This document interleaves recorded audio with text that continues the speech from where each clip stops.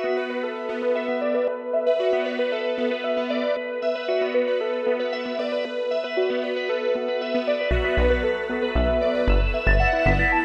اللہ الرحمن الرحیم۔ السلام علیکم ناظرین، مملکت خداداد اسلامیہ وطن عزیز جس کا نام پاکستان ہے، یہ ایک لفظ ہے جو بدقسمتی سے اس کو نام بگاڑ کے مسائلستان کہا جاتا ہے۔ اصل میں جب اسے غور کرتا ہوں تو مسائل تو بہت زیادہ ہیں، خرابی بھی اس کے ہر پہلو میں اور ہر کونے خدرے گوشے میں جو ہے رچی بسی ہوئی ہے،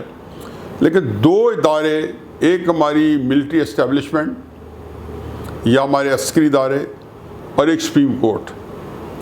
میرا خیال ہے کہ اگر ہم ان کو ری اسٹرکچر کر لیں، ان کو ہم کوئی ایسا نظام کر لیں کہ جس میں یہ ان کے اندر جو مطلق العنانیت ہے اس کو کسی طریقے سے قابو میں لایا جا سکے تو ہمارے آدھے مسائل ختم ہو جائیں گے۔ اب یہ ایک عجیب و غریب صورتحال ہے کہ افتخار چوہدری صاحب، جن کو عوام نے پوری جوش و خروش اور محنت سے بحال کرانے میں ایک بہت بڑا رول ادا کیا، عام آدمی نے اور پھر وکلاء برادری نے، جب ان کے سامنے ایک اسکیم آئی کہ اسمبلی جو ہے وہ بھی پاکستان کے جو منتخب نمائندے ہیں وہ بھی عمل دخل رکھے سپریم کورٹ کے ججز بنانے میں اور ہائی کورٹ کے ججز میں، ان کا ایک رول ہونا چاہیے، اور اسمبلی کے اندر وہ ایک ترمیم لانے کی کوشش کی گئی تو انہوں نے اس کو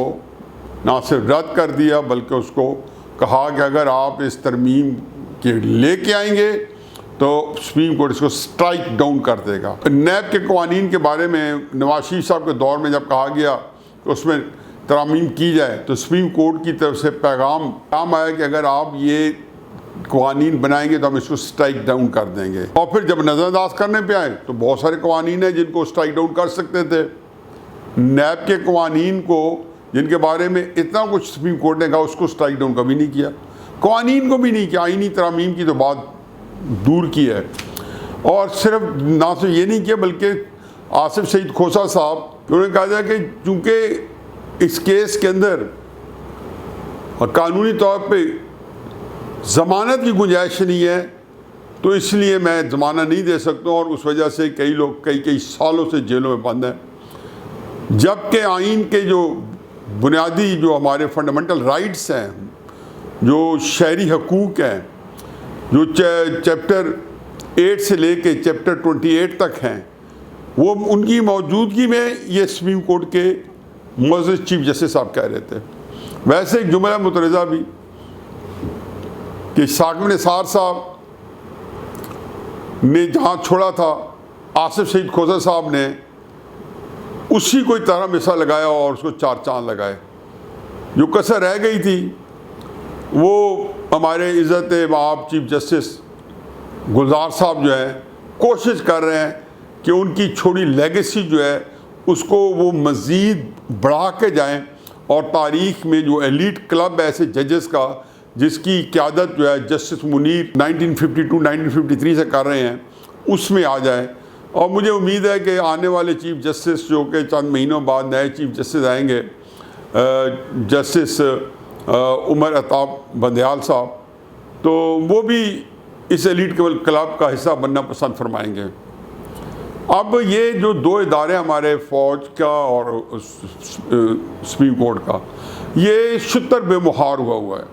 اس کے اندر ایک ہمارے جو کمانڈنٹ چیف ہوتے ہیں ان کے پاس لیفٹیننٹ جنرل کو ایک ہی فرض واحد کے پاس یہ اختیار ہے کہ وہ لیفٹیننٹ جنرل بنائے، بلکہ یہ اتنا اختیار بھی ہے کہ اس کو ڈسمس بھی کر سکے سمری ٹرائل پہ۔ سپریم کورٹ کے بھی اگر 2 ججز بیٹھ کے کسی کو فارغ کر دیں، نکال دیں، سپریم جوڈیشل کونسل 3-4 ججز بیٹھ کے نکال دے تو کوئی اپیل نہیں ہے، کوئی بات نہیں ہے اور بندہ فارغ۔ تو یہ 2 ادارے اگر کسی طریقے سے آئین کے تابع ہو جائیں، آئین کی حکمرانی کے نیچے آ جائیں اور ایک کسی ڈھنگ سے ترتیب آ جائیں، ہمارے آدھے مسائل حل ہو جائیں گے، کیونکہ جب ان کے آدھے اختیارات اگر آپ سلب کر لیں گے، عام حالات میں ان کے اختیارات کا ہونا برا شگون نہیں ہے، لیکن کیا ہمیں معلوم تھا کہ یہ اختیارات بجائے ان کی اسٹرینتھ جو ہے آئین کی حکمرانی کے لیے استعمال ہوتی ہے، آئین کو تحقیق کرنے میں یہ استعمال ہو رہی ہے۔ یہ بات میں اس لیے کہہ رہا ہوں کہ ہر دفعہ کوئی نہ کوئی واقعہ ہو جاتا ہے۔ 2 ہائی کورٹ کے ججز جو تھے ان کی اسامی سپریم کورٹ میں خالی تھی، 15 ججز تھے، 17 ججز ہونے چاہیے تھے۔ ایک جج تو شاید کے پی سے آنا تھا کہ وہ ہمارے میاں خیل صاحب تھے، وہ ریٹائر ہوئے، اور ایک کراچی سے آنا تھا، ایک سندھ ہائی کورٹ سے آنا تھا۔ اب تکلیف دہ بات یہ ہے کہ جو سندھ ہائی کورٹ سے جج پہلے بھی وہاں پہ منیب اختر صاحب آئے تو بھی اسی طریقے سے کہ 4تھے 5ویں نمبر پہ، جبکہ سپریم کورٹ چیف جسٹس بننے کے لیے ایک سینیئرٹی کا اصول طے کر چکے ہیں۔ لا محالہ اسی اصول کے تحت جو ہے ججز کو بھی اوپر آنا تھا، اللہ کہ ایک آدھ جج جو ہے اگر وہ نہیں بن سکتا، اس کی کوئی خاص وجوہات ہے، تو سپریم کورٹ کے اندر اس کی ڈیلیبریشن ہوتی اور بتایا جاتا کہ ذہنی طور پہ یا قابلیت کے لحاظ سے یا فلاں لحاظ سے، اور اس کے اوپر پھر آپ ایک سد کے دل سے لاتے تو اتفاق ہوتا ہے۔ چنانچہ یہی وجہ ہے کہ محمد علی مظہر کو سپریم جوڈیشل کونسل نے محمد علی مظہر کو جوڈیشل کونسل آف پاکستان نے جج تو بنا دیا، لیکن اس طرح بنا دیا کہ پورے پاکستان کے وکلاء نے 1,80,000 وکلاء نے ہڑتال کی اور ان کے خلاف احتجاج کیا۔ اب اس کے اندر ایک اور بڑی دلچسپ صورتحال ہے۔ اسی طرح کا اجلاس جوڈیشل کونسل آف پاکستان کا نواز شریف صاحب کے وقت میں ہوا ہے۔ اب اس میں بھی وہاں پہ وزیر قانون تھے زاہد حامد صاحب، شاید وہ گئے، اور اسی طریقے سے آؤٹ آف ٹرن جب ان کو کسی کو ایلیویٹ کر کے لایا گیا تو زاہد حامد صاحب نے وہاں احتجاج کیا یا وہاں پہ اپنی رائے دی، تو وہاں پہ ان کو شٹ اپ کال دے دی گئی، ان کو منہ کی کھانی پڑی اس بات کے اوپر۔ اب جب پرسوں 2 دن پہلے جب اسلام آباد میں اجلاس ہوا دوبارہ، اس میں وزیر قانون تھے فروغ نسیم صاحب، جن کو میں کہتا ہوں فروغ جھوٹ و فراڈ مکر۔ تو یہ فروغ مکر جو ہے یہ وزیر قانون تھے۔ اب ایک سپریم کورٹ کے سٹنگ جج کوئی بات کر رہے تھے تو انہوں نے ان کو ٹوکا وزیر قانون نے، چونکہ یہ وزیر قانون جو تھے یہ نمائندگی کر رہے تھے اسٹیبلشمنٹ کی۔ یہ وہی وزیر قانون ہے جو نیلسن منڈیلا جو پاکستان کا تھا، الطاف حسین، یہ اس کے چہتے تھے اور ان کی طرف سے آئے تھے، اور کس طریقے سے انہوں نے پینترے بدل کے اور اسٹیبلشمنٹ کے بلو آئٹ بن گئے، یا اس وقت اسٹیبلشمنٹ کے بلو آئٹ تھے اور اندر سے فراڈ کر کے الطاف حسین کی ہمدردی حاصل کر لی، کچھ بھی ہے۔ تو یہ ان کو نیلسن منڈیلا کہتے تھے۔ تو نیلسن منڈیلا کی جو ایجاد تھی فروغ مکر، ایک وزیر قانون بیٹھے تو اس دفعہ شٹ اپ کال جو ہے سپریم کورٹ کے سٹنگ جج جسٹس قاضی فائز عیسیٰ کو دی۔ اس میں ایک اور مزاحیہ پہلو کہ جیسے قاضی فائز عیسیٰ صاحب جو کہ آج کل بہت جو ہے علیل ہیں اور کرونا کو فائٹ کر رہے ہیں، اللہ تعالیٰ ان کو صحت کاملہ عنایت فرمائے، جب جسٹس قاضی فائز عیسیٰ صاحب نے یہ ایک لیٹر لکھا جوڈیشل کونسل پاکستان کو کہ آپ 2 ہفتے کے لیے ملتوی کر لیں اجلاس، تو انہوں نے اس کو غنیمت جانا کہ یہ بیمار ہے اور ہم اپنا فیصلہ کر لیں، کیونکہ شاید اس طرح کی انہونی میں ان کی رائے مختلف ہو جو کہ ہونی تھی۔ انہوں نے اجلاس جو ہے منعقد کیا، پھر ان کو ان کے اندر اتنی کرٹسی نہیں تھی۔ ہمارے جو جوڈیشل کونسل پاکستان جس کو ہیڈ کر رہے تھے مائٹی سپریم کورٹ کے آل مائٹی چیف جسٹس گلزار صاحب، انہوں نے وہاں پہ قاضی فائز صاحب کو اس کی اطلاع نہیں دی، پر انہوں نے اپنے طور اپروچ کیا، انہوں نے کہا جی میں ویڈیو لنک کے ذریعے پارٹیسپیٹ کرتا ہوں، پارٹیسپیٹ کیا۔ اس بیماری کی حالت میں جہاں وہ کھانس رہے تھے، نکات تھی، بہت مشکل وہ پارٹیسپیٹ کر رہے تھے، جب بول رہے تھے تو ہمت دیکھے اور جرت دیکھے ان بدماشوں میں اور ان فراڈیوں میں، لعنت اس میں کہ ان کو وہ ٹوک رہے تھے ایک وزیر قانون، یعنی کہ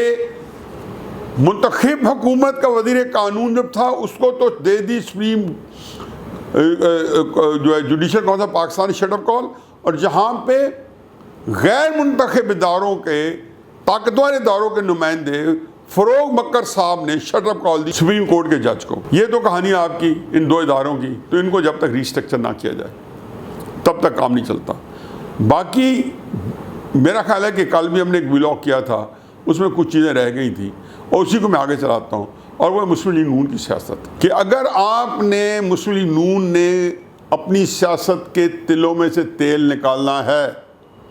تو اس کا جواب ایک ہی ہے، اور وہ ہے مریم نواز صاحبہ۔ یہ بات میں بڑی مؤدبانہ طریقے سے، یہ بات نہیں ہے کہ میں کیا چاہتا ہوں، یہ بات یہ بھی نہیں ہے کہ شہباز شریف صاحب کیا چاہتے ہیں، یہ بات یہ ہے کہ جی مسلم نون کا ووٹر سپورٹر کیا چاہتا ہے کہ مسلم نون کو بلا چو چراں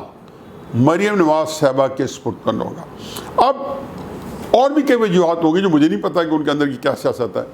لیکن بظاہر جن لوگوں سے میرے تعلقات ہیں، میری دوستی ہیں، اور جو کہ مسلم نون کی قیادت کے اعلیٰ مقام پہ فائز ہیں، جو کہ نواز شریف صاحب کے اور شہباز شریف صاحب کے بھی قریب ہیں، ان میں سے ہیں، تو ان لوگوں کو جو بڑے اسٹیچر کے قومی رہنما ہیں، جب میری بات ہوتی ہے تو میں نے یہ اندازہ لگایا کہ ان کی دلائل کے اندر باقی تو چیزیں کئی ریزن دیتے ہیں، اچھی بھی بری بھی، لیکن جو میں اخذ کرتا ہوں یہ کرتا ہوں کہ ان کی ذاتی کمزوریاں پنہاں ہیں، اور میری ذاتی کمزوریاں لا محالہ مجھے کسی صورت میں بھی بڑی ٹکر یا مخاصمت کے لیے کے راستے میں رکاوٹ ہے۔ تو ان لوگوں کے اندر میں نے دیکھا کہ ہے تو ان کے اپنے اندر بے شمار کمزوریاں ہیں، کسی کی فائلیں ہیں، کسی کو تھریٹ ہے، کسی کو مار دینے کی دھمکی ہے، کسی کو دیکھتے ہیں کہ کسی کو مارا جا رہا ہے، کسی کو پیٹا جا رہا ہے، جعلی جو ہے کسی کی ویڈیو عام کی جا رہی ہے۔ اللہ تعالیٰ ان کو اس کا اجر عظیم دے گا، صدقہ جاری ہے جو ہماری اسٹیبلشمنٹ کر رہی ہے، اور انہوں نے اس کام پہ ہر ایک کو لگا دیا ہے، کرتے رہیں، چلو دیکھیں، قبروں میں تو جانا ہے، ابھی تو یہ بالکل یہ ماننے پر تیار ہی نہیں ہے کہ ہمارے پاس اتنی فوج ہے، اتنے ہمارے پاس ٹینک ہیں، اتنے جہاز ہیں، ہمیں کون مار سکتا ہے، کیونکہ اللہ میاں کو تو نعوذ باللہ کسی نے دیکھا نہیں ہے، اور یہی گمان ہے کہ جی ہم نے مرنا نہیں ہے اور قبروں میں جانا نہیں ہے، کیونکہ جتنے یہ لوگ سینئر ہوتے ہیں وہ کم از کم جو ہے 55-60 سال کے درمیان ہوتے ہیں، اور یہ عمر وہ ہوتی ہے جو آدمی اپنی اچھی عمر گزار چکا ہوتا ہے، اور اللہ میاں نظر آتے ہیں، اور جو لوگ قوموں کے ساتھ بدماشیاں کرتے ہیں ان کا کیا انجام ہوتا ہے، یہ تاریخ بھی ان کو اپنے اس مقام پہ پہنچا دیتی ہے۔ اب صورتحال یہ ہے کہ ان لوگوں نے جو نظام رائج کیا ہے، تو مسلم لیگ نون کے بڑے لیڈر جو ہیں، تحریک انصاف کے جو لیڈرز ہیں، سب کی فائلیں، سب کے بارے میں ہر چیزیں اکٹھی کی جاتی ہیں، ہر بندے کے بارے میں جو میڈیا کے اوپر کو بولتا ہے ان کی فائلیں اکٹھی جاتی ہیں، وقت ضرورت کام آ سکے اور ان کو عام کیا جا سکے۔ یہ ہیں وہ وجوہات جس کی وجہ سے وہ پھر کہتے ہیں جی کہ مفاہمت جو ہے، مخاصمت ہمیں کچھ نہیں دیتی۔ میں کہہ چکا ہوں کہ 3 دفعہ آپ مفاہمت کر کے تو اقتدار میں آئے اور جوتے کھا کے نکلے ہیں، تو میں کیسے مانوں کہ چوتھی دفعہ اقتدار میں مسلم نون آئے گی تو جوتے کھائے بغیر، جلاوطنی جھیلے بغیر، یہ پاناما یا اسکینڈل کے بغیر اس کو آرام سے جانے دیا جائے گا؟ وہ تو ابھی بھی اس حالت میں ان کو اتنا خرابی دیکھنی پڑی ہے۔ بچت کا ایک ہی راستہ تھا، اور وہ راستہ تھا کہ عوام کے ساتھ آپ کھڑے ہو جائیں، کیونکہ عوام کو نواز شریف صاحب نے بلایا۔ میرا کل کا موضوع بھی یہی ہے، ووٹ کے عزت دو کا یہ بیانیہ جو نواز شریف صاحب نے اٹھایا، یہ کس طرح سے ایوالو ہوا اور کس طریقے سے لوگوں نے اس کو اپنے گلے لگایا اور اپنے اندر رچ بس گیا۔ اب اس صورتحال میں جب کہ پبلک آپ کے ووٹر کا بیانیہ وہ ہے، تو اس بیانیے کے مطابق یہ مریم نواز صاحبہ کی سیاست کے ساتھ جو ہے اس کا ایک جوڑ بن گیا ہے۔ میری اپنی لائکنگ کیا ہے، اس کو چھوڑیں۔ شہباز شریف صاحب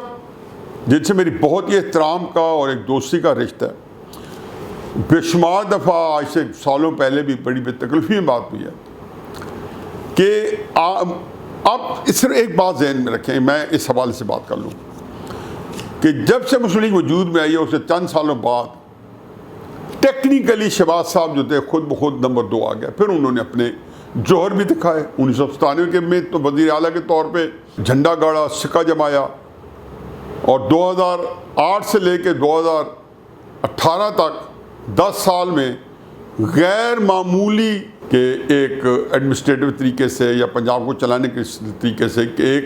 رول ماڈل کے طور پہ سامنے آئے۔ مریم نواز صاحبہ جو کہ جن کا نام تھوڑا بہت نواز شریف صاحب کے دوسرے دور میں 2013 سے لے کے 18 کے درمیان میں گائے بہ گائے آتا رہا کہ یہ کچھ 2-4 چیزیں ہیں جن کو مریم صاحبہ دیکھ رہی، لیکن سیاست میں ایکٹیو رول انہوں نے 2018 میں نواز شریف صاحب کے ساتھ آ کے جلسوں میں کیا، تب بھی ان کے پاس مسلم لیگ کا عہدہ نہیں تھا۔ اب یہ بات ذہن میں رکھیں کہ کیا وجہ بنی کہ شہباز شریف صاحب جو ایک چشم تصور میں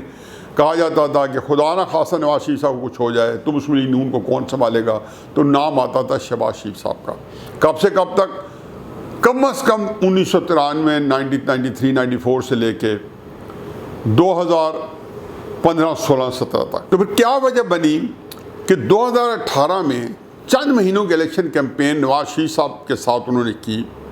اور مسلم نون کے اندر مرجع خلائق بن گئی، یعنی کہ جو خلقت نواز شریف صاحب کو پسند کر چکی تھی اس کی تعداد میں جائے بغیر وہ مریم نواز صاحبہ کی طرف ان کا رجوع ہو گیا۔ یہ ایک ایسا فنومن ہے جس کے بارے میں بہت ہی میرا مشاہدہ اور میرا اس کے اوپر غور و خوض بہت زیادہ ہے۔ میں سارا لیڈرشپ کے اندر کیسے پبلک کا رجحان بڑھتا ہے، میں کل بھی اس کی ایک سرسری بتا چکا ہوں، ایک ذکر کر چکا ہوں کہ ضیاء الحق صاحب کے ساتھ جو کراؤڈ تھا یا رائٹس کے ساتھ جو کراؤڈ تھا اس وقت بھٹو صاحب کے مقابلے میں، وہ نواز شریف صاحب کے سامنے کے پیچھے یکسو ہو گیا۔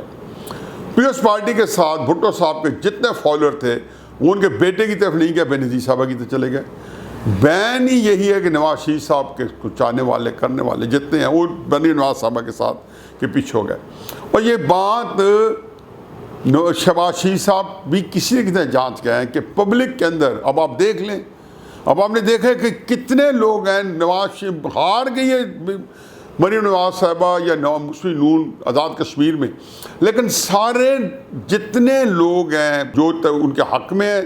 مسلم نون کے یا مخالفت میں آزاد کشمیر سے جو رپورٹنگ کر رہے ہیں، جو اینکرز ہیں، جو بڑے بڑے اینالسٹ ہیں، ایک بات متفق ہے کہ مریم نے جلسوں کا ریکارڈ توڑ دیا اور جلسوں کا جو جوش و خروش تھا اس میں بھی ایک نیا ریکارڈ قائم کیا۔ یہ مریم نواز کو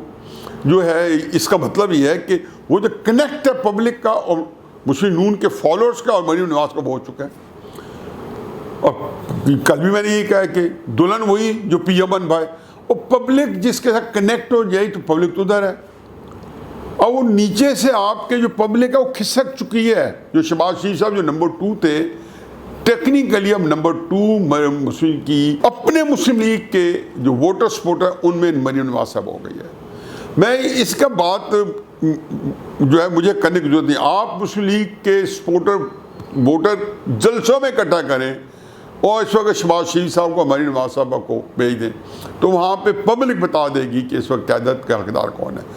جب ایسی صورتحال ہو جو کہ پیدا ہو چکی ہے تو بجائے اس کے کہ ایک ایسا کنفیوژن پیدا کیا جائے جو کہ میں سمجھتا ہوں کہ اس کے ذمہ دار میاں محمد نواز شریف صاحب کو ہی ٹھہرایا جائے گا کہ وہ یہ بات کلیئر ہی نہ کرے کہ مسلم نون نے کیا کرنا ہے۔ اگر تو آپ نے مفاہمت کرنی ہے تو پبلک جائے بھاڑ میں، ووٹر کو عزت دے، بلکہ ووٹر کو بے عزت کریں، ان کی کوئی پرواہ نہ کریں، کیونکہ اللہ تعالیٰ نے آپ کو اقتدار جب دینا ہے تو ووٹر کے ذریعے نہیں دینا، مفاہمت کے ذریعے دینا ہے۔ یہ اگر آپ کا عقیدہ بن گیا ہے، یہ اگر آپ کے ایمان کا جز بن گیا ہے تو پھر آپ شہباز شریف صاحب کو آگے کریں اور ان سے جا کے اقتدار لے لیں جنہوں نے اقتدار دینا ہے۔ اور یہی کہا جاتا ہے، مجھے مسلم نون کے لیڈر کہتے ہیں جی کہ اگر اسٹیبلشمنٹ ساتھ نہ ہو تو اقتدار نہیں ملے گا، جیسے آزاد کشمیر میں ہار گیا پھر ہاریں گے۔ اقتدار میں آنا ہی سیاست ہے تو اس کا ایک راستہ موجود ہے مفاہمت کا بھی۔ اور اگر سیاست یہ ہے کہ آپ لوگوں نے آئین کی حکمرانی کی بات کرنی ہے اور اپنی قربانی بھی دینا پڑی دے جائیں اور پاکستان کو ایک آئینی ریاست اور مستحکم سیاسی نظام دے جائیں، ہو سکتا ہے اس پہ اقتدار آپ کو نہ ملے، تو یہ کیا برا سودا ہے کہ آپ لارجر دین لائف بن جائیں، تاریخ کے صفحوں میں آپ کو ایک بڑا نام ملے، آپ کو بڑا مقام ملے۔ یہ وہ چیز ہے کہ جو مسلم نون میں میاں نواز شریف صاحب، کیونکہ ان کے پاس بھی فیصلہ کرنے کے بہت سارے اختیارات سارے کے سارے ہیں، اگر نہیں ہیں تو خود ان کی مرضی سے نہیں ہے جو انہوں نے آگے کیے ہوئے تو وہ طے کر لیں، یکسوئی پیدا کریں تاکہ ووٹر آپ کا کنفیوز نہ ہو۔ میاں صاحب آپ کو اپنے ووٹرز کو کنفیوژن سے نکالنا ہوگا۔ یہ بیماری ہے، یہ پھیل گئی تو یہ ایپیڈیمک ہے، یہ جو ایسی پھیلے گی کہ بندے سے بندے جائے گی اور لوگ جو ہے مایوس سے ورکر مایوس ہوتا ہے تو وہ آپ کا جو بیسک کام کرنے والا بندہ ہے وہ ہٹ جاتا ہے۔ اور اگر آپ کو پورا یقین ہے شہباز شریف صاحب کی مفاہمت جو ہے وہ آپ کو آسودگی لائے گی، آپ کے لیے بہتری کرے گی، تو پھر مریم کی قربانی دے دیں۔